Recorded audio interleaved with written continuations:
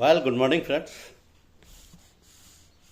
So, the topic of the day is marine insurance clauses. Marine insurance clauses. See, these clauses defines the extent, scope, and duration of the covers which are indicated in applicable clauses attached to the marine insurance policies. So the institute clauses are drafted by the technical and clauses committee of the Institute of London underwriters, and they are adapted for use of world over by all insurers. So doubtless this uniformity is desirable when we are dealing with international trade, that is trade between countries all over the world involving different modes of transit. So on the other hand, where pure inland transit is concerned, that is transit within the country by rail or road, not in conjunction with overseas voyages. Inland transit risk clauses drafted by Tariff Advisory Committee are used. So the salient features of the principal cargo clauses are the following.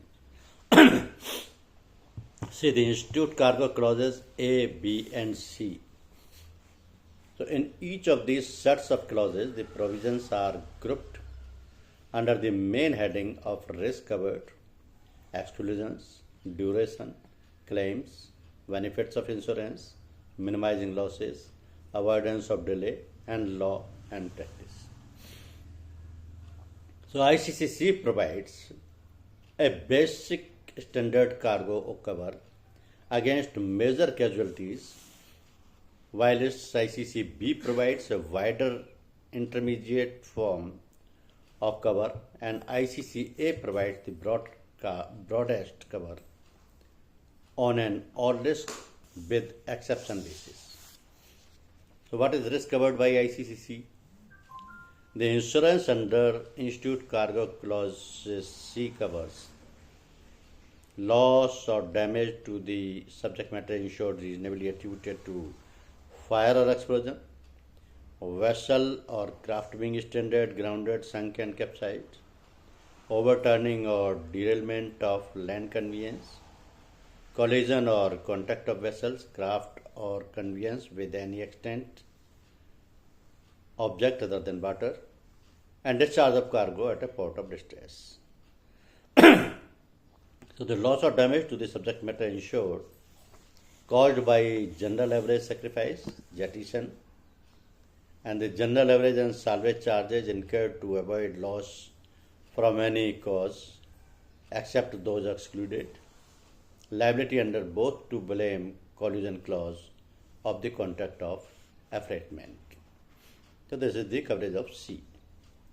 Then the risk covered by ICCB. The insurance under Institute Cargo Clause B covers the aforesaid risk, and these are, in addition, loss, damage reasonably attributable to earthquake, volcanic eruptions or lightning, loss or damage caused by washing overboard, entry of sea, lake or river water into the vessel, of craft, hold, conveyance, container, lift vane or place of storage. Then total loss of any package lost overboard or dropped whilst loading onto or unloading from vessels or craft.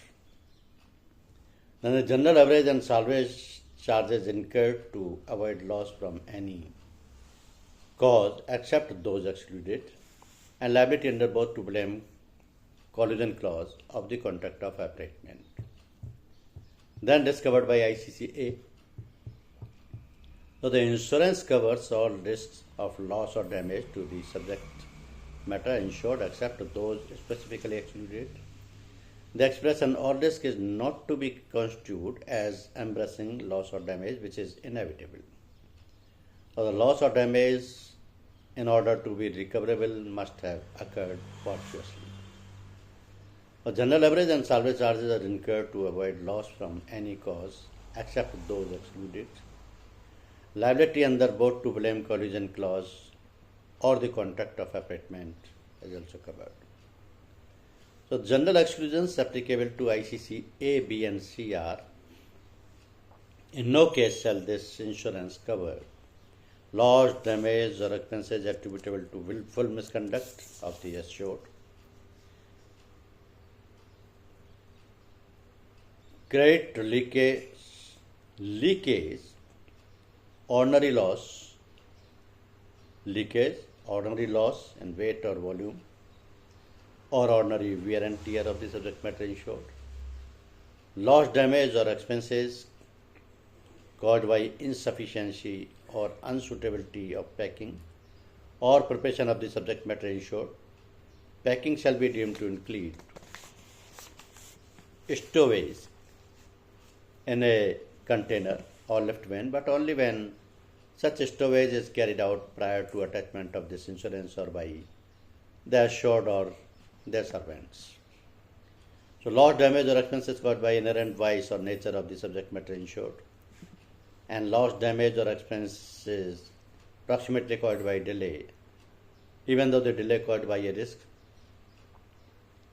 insured against or accept expenses payable in respect of general average or salvage charges, loss or damage or expenses arising from insolvency or financial default of the owner, managers, charterers or operators of the vessel, and loss or damage or expenses arising from the use of any weapon of war employing atomic or nuclear fission and or fusion or other like reactions or radioactive force or matter. Now unseaworthiness and unfitness exclusion is also there. This says that in no case shall this insurance cover loss, damage or expenses arising from unseaworthiness of vessel or craft, unfitness of vessel, craft, conveyance, container or lift van for sale for safe carriage of the subject matter insured, where the assured or their servants are privy to such unseaworthiness or unfitness at the time the subject matter insured is loaded therein. So the underwriter waive any breach of the implied warranties of unseaworthiness of the ship and fitness of the ship to carry the subject matter insured to destination, unless the assured or their servants are privy to such unseaworthiness or unfitness. Then there is a war exclusion that says that the insurance shall not cover loss, damage or expenses caused by war, civil war, revolution, insurrection or civil strife arising therefrom, or any hostile act by or against a belligerent power, capture, seizure, arrest, restraint or detainment and the consequences thereof of any attempt thereat. So derelict mines, torpedoes, bombs or other derelict weapons of war. The next one is strike exclusion. This says that the insurance shall not cover loss, damage or expenses caused by strikes, lockout, workmen of persons taking part in labor disturbances, riots and civil commotions resulting from strikes, lockouts, labor disturbances, riots and civil commotions caused by any terrorist or any person acting from a political motive. Here you see, you have deliberated damages for destruction by the wrongful act of any person is also not covered, because this exclusion appears in ICC B and C. If the assured desires the risk to be covered, the underwriter may do so at his discretion after close examination of the bona fides, reputation and financial standing of the carrier, because this exclusion under ICC B and C then be deleted by inserting the malicious damage clause, whereby the cover will include also the additional risk of material malicious act, vandalism and sabotage subject to additional premium. So the exclusion does not apply to ICCA because the risks would be included within the term all risk. And risk of piracy, while pirates are generally included in the risk covered by ICCA, a pirate who is a reuter and who attacks the ship from the shore is covered by the strike clause, but not by ICCA. There is no cover at all in ICC-B and C for piracy. Other clauses are identical in all the three sets of institute cargo clauses. Then comes expenses incurred by the assured. So where an expense is incurred in connection with the recoverable loss or to prevent an insured loss under the three sets of institute cargo clauses, the insurer pays such expenses. And these are shoe and labor charges. It is the duty of the assured and their servants and agents in respect of a loss recoverable under the insurance to take such measures as may be reasonable to avert or minimize such loss, and to ensure that all rights against carriers, bailies, and other third parties are properly preserved and exercised. So, in return, the insurer agrees to reimburse the assured for any reasonable expenses incurred in connection with this duty. This is in addition to any loss recoverable under the policy. These expenses are payable even in addition to a total loss where a cargo insurer may become liable for more than the sum insured in respect of one casualty. So underinsurance does not reduce the amount payable, as is the case with salvage charges and general levies.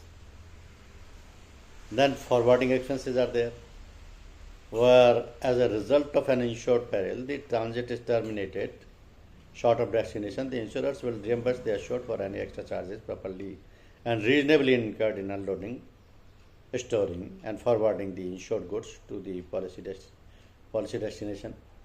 Such reimbursement is subject to the exclusions in the clauses and shall not include charges arising from fault, negligence, insolvency, or financial default of the assured of their own servants. And the salvage charges are also there. These are charges recoverable under maritime law by a saver, by a salver independently of conduct. Such expenses were properly incurred may be recovered as particular charges or as a general average loss according to their circumstances under which they are incurred.